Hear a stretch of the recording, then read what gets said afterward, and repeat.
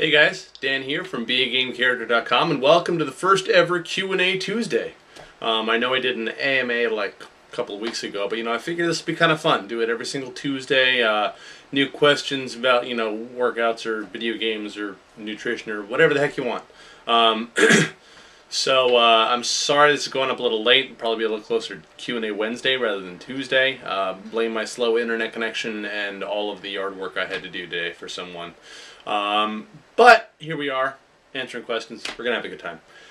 First off, let's go to emailed questions. Zenlot14 said, how do you think one should go about mixing strength and endurance? Let's say you want to be able to do 100 push-ups in a set, but you also want to do real one-arm push-ups. Not Rocky style. No disrespect to the Italian stallion, but his form was terrible. So here's the deal. Obviously, different ends of the spectrum. You've got, strength, you have endurance, you have, cardiovascular fitness. To be exceptionally good in one, you're probably not going to be amazing at the other stuff, but there is, kind of a jack-of-all-trades approach, which is actually kind of what we usually go with on the Be a Game Character blog for the most part. So, it really depends what kind of proficiency you're looking for. Can you do 100 push-ups and also be able to do a one-arm push-up very well? Absolutely. That's totally within, your capabilities. If you want to be able to, bench press, like 500 pounds or something stupid big like that, 100 push-ups probably going to be a little outside your normal spectrum. You're not going to have that kind of endurance. You're more of a power athlete. But, within that range, yeah, absolutely. One-arm push-ups and 100 push-ups in a set, totally doable. Oh, and as far as how you would go about doing that, forgot to add that. I would say work for the 100 push-ups first and then start working on the one-arm push-up, because the one-arm push-up, it's as much of a skill as it is a power development thing. You got to learn how to, properly isolate your core and tie it in with the rest of your body, and how to move your arm properly. And yes, there is a lot of strength involved, but you're going to build most of the strength you need just by doing 100 push-ups. Next up on YouTube, Mohammed Kanoon. I hope I pronounced your name okay. How was it writing your first book? What challenges did you face while writing your first book, and the part that I enjoyed most? Writing the first book was a lot harder than I thought it would be. To put this in perspective and why I might have underestimated it, the book, How to Be a Game Character, clocks in at around 45,000 words, I believe. In the 4 years that I've written the blog, I've written 10 times that. The blog's clocking in at around 450,000 words right now, which is basically 5 novels worth. That's awesome. Wait, more than 5 novels worth. So that's awesome, but I thought I could write it faster than I could, and that did not happen, unfortunately. So first of all, I really thank my pre-order folks for their patience, because I was like, oh, I'll have it out by the end of the year, and it didn't come out until 3 months after the new year. So thanks for your patience on that. You guys are awesome. I hope you really enjoyed what you got, and it was worth the wait. What challenges did I face while writing my first book? I would say time management. I quit my job back in mid-December and started working on the blog and writing full-time. And I've never really had to be my own boss in that respect before, and it's actually really difficult in weird ways. Like getting started working, like beginning the work, is definitely the hardest part. Staring at that blank screen, trying to start filling in the words. For whatever reason, it's way harder than writing a blog post. Then stopping.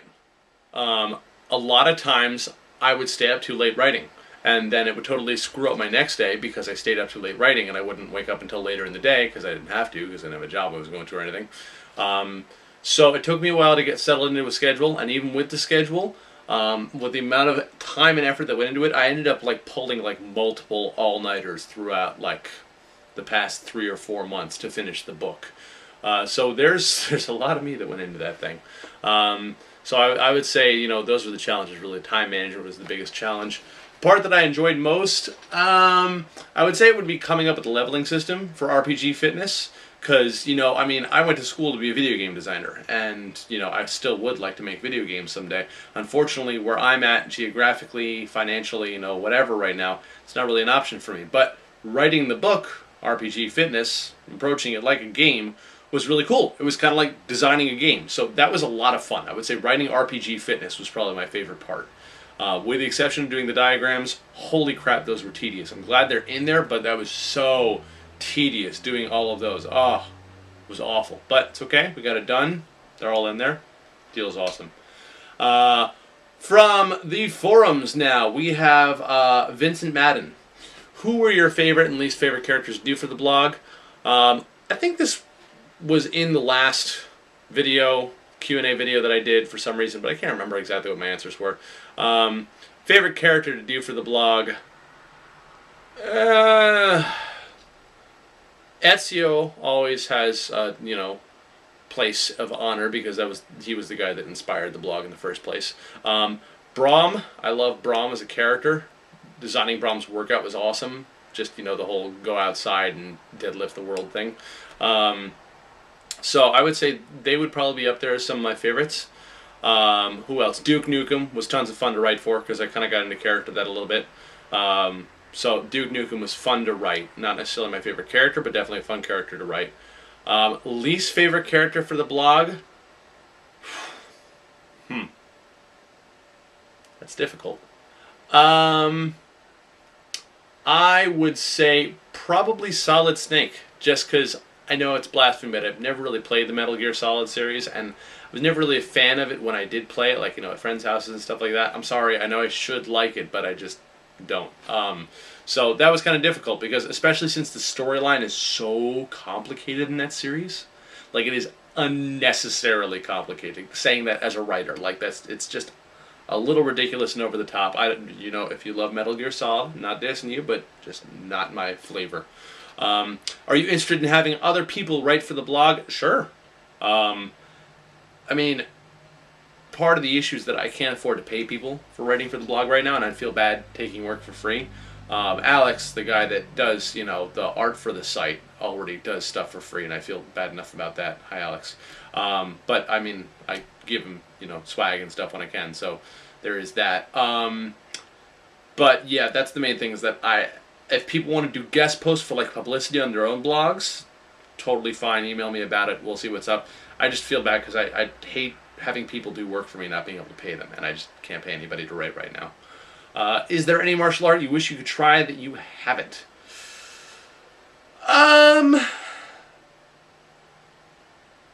All of them. I would love to try every martial art in existence. I would really, really, really like to learn Irish stick fighting, shillelagh fighting. There's no one around here that teaches it or anything even remotely close to that, because it's completely different from Filipino stick fighting. Like, not completely. Obviously, some principles stay the same, but I would really love to learn how to fight with shillelagh, and I don't know of anyone within driving distance of me who teaches that. So, we'll say that. Who is your favorite game character of all time?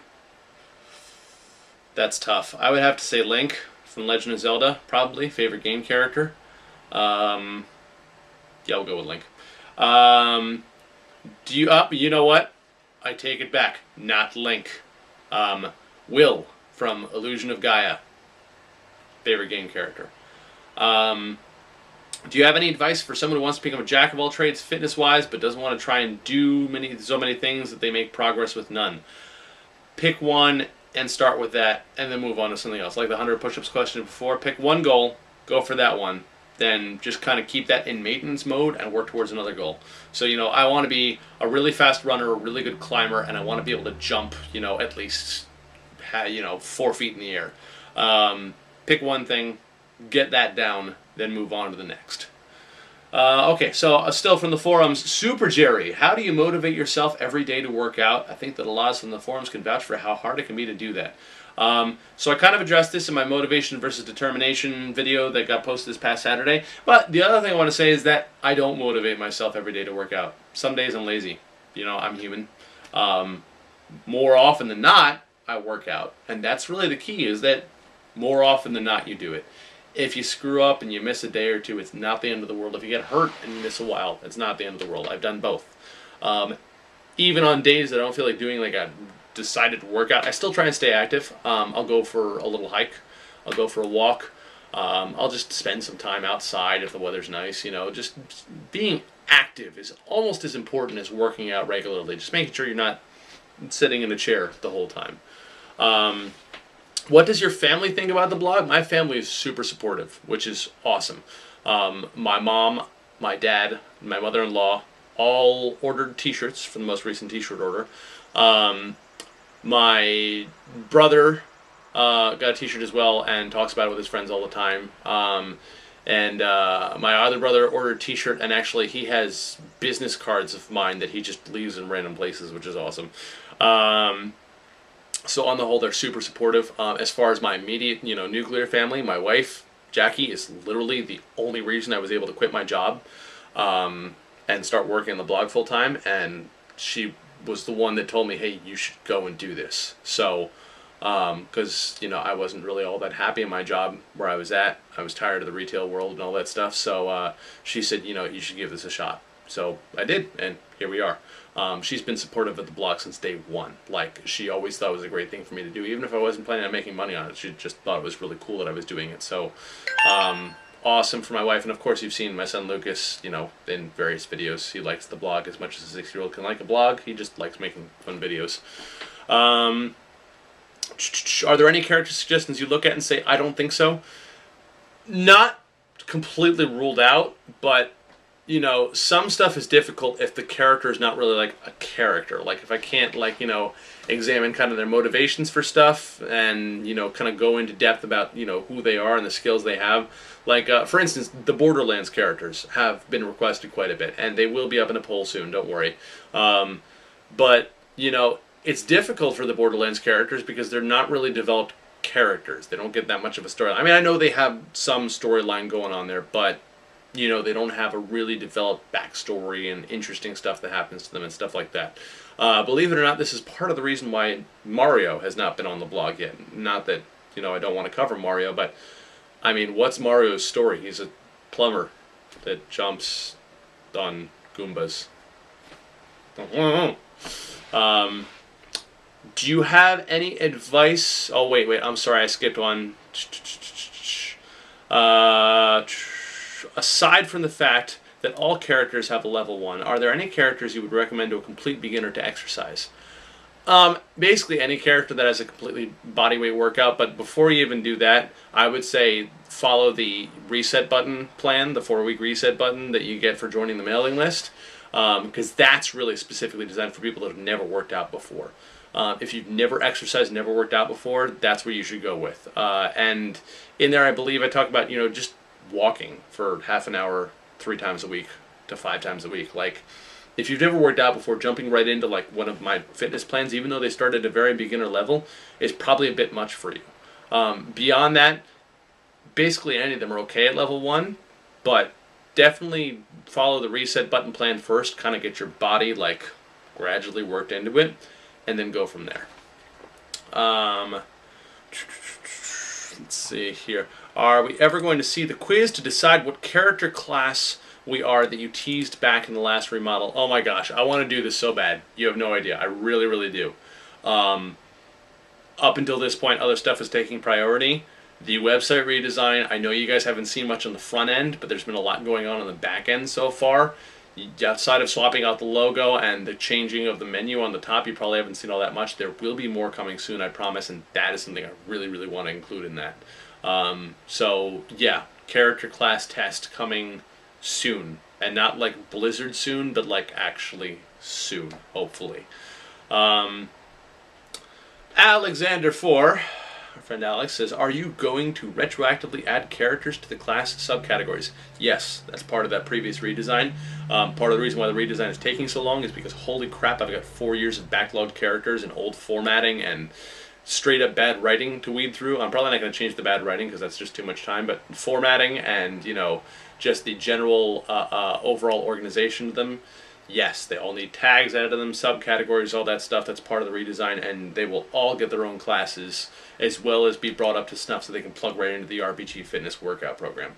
Also, I have a strange rash. The pictures are in your inbox. Does it look like Josh Whedon's face to you? No, I'm getting more of a summer glow off of it. I mean, maybe when you flex, if it spreads out a bit, I could see Joss, but more of a summer glow than a Joss Whedon, I would say. Get that checked out. Bobinator89, will you be updating the character list anytime soon? Although you've done characters like Hayabusa, Zeratul, Little Mac, etc., their names still haven't been displayed on the list yet. Yes, this week, before the end of the week, they'll all be up there. Sorry about that, that's on me. Finally from the forums, and this is our last person, we've got Adventure Tone. Adventure Tone says, I like the RPG Fitness ebook, but I wonder how the system is going to adapt itself for the future. You can only stick to a program for so long before the body adapts to it and progress slows down. Is there going to be an expansion pack where we can change our program, where we can program our training? Oh, wow, I'm sorry, I can't talk tonight. Yes, let me just see, what's the rest of this? I like the tanks workout. After a while I need to change it to fuse my muscles. I understand that the leveling up system is based on pre-made workouts and allowing people to create them.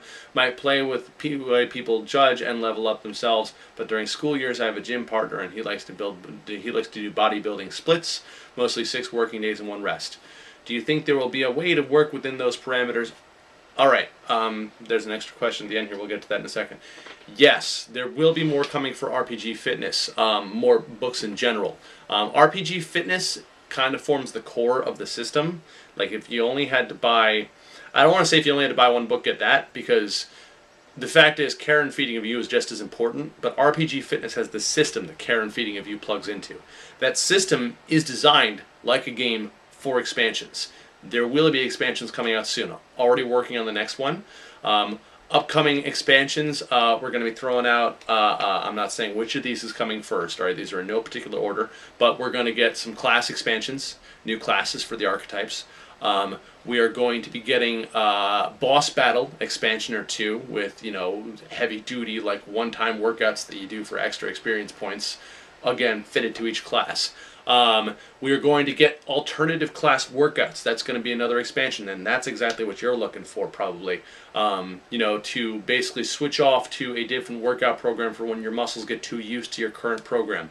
Until that comes, it's really not... Muscle confusion is important, but it's not that big a deal. There's not that much science behind it.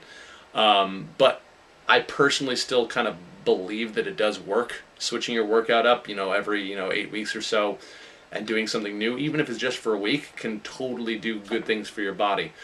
So until then, feel free to sub in whatever you want. I mean, if you're an experienced exercise person, you know what kind of exercises you can swap in and out.